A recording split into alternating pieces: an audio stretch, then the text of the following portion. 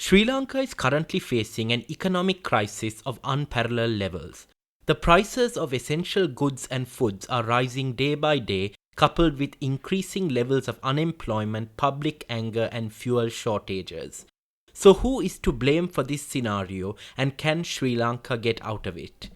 The first indicator of Sri Lanka's economic crisis is the current state of the Sri Lankan currency, the rupee, and its exchange rate. At present, $1 converts into 359.86 Sri Lankan rupees, and £1 converts to 440.37 Sri Lankan rupees. These figures are indicative of an extremely weak exchange rate, which is not competitive internationally and which is indicative of internal structural weaknesses in the economy. The second indicator is unemployment coupled with inflation.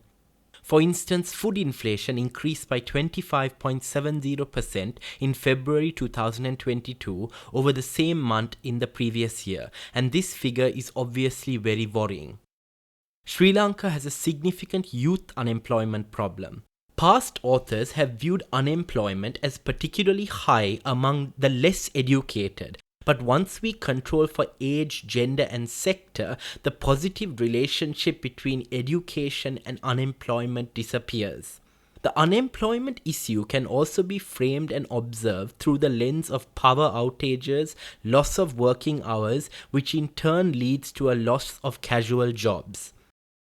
The fourth indicator is international debt, which has been accumulated over the years by purchasing international sovereign bonds in bulk. These bonds account for the largest proportion of international debt that Sri Lanka has accumulated. Economics is fundamentally the study of people. People have hopes and dreams, aspirations and ambitions for themselves and their children. The current economic crisis has created amongst all Sri Lankans who live in the country a feeling of despair and hopelessness, a feeling of inertia that nothing good is going to come out of this and there is no light at the end of the tunnel. This has contributed to mental and emotional health issues and a grim mood among the ordinary people of the country. Further, in response to this crisis, the government proposed an all-party conference, requested food donations from friendly countries such as China, and financial assistance from India. How far is this type of diplomacy going to keep Sri Lanka afloat? In conclusion, the future for Sri Lanka and the Sri Lankan economy looks very bleak indeed. The financial situation of the people of this country is bleak, and Sri Lanka faces an internal financial crisis coupled with an external debt crisis.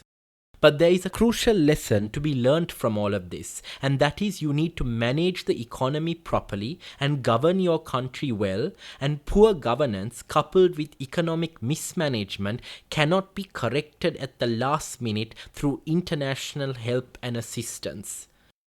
This is the lesson that Sri Lanka is currently learning, but does this leave much hope for the people and the country? This remains to be seen.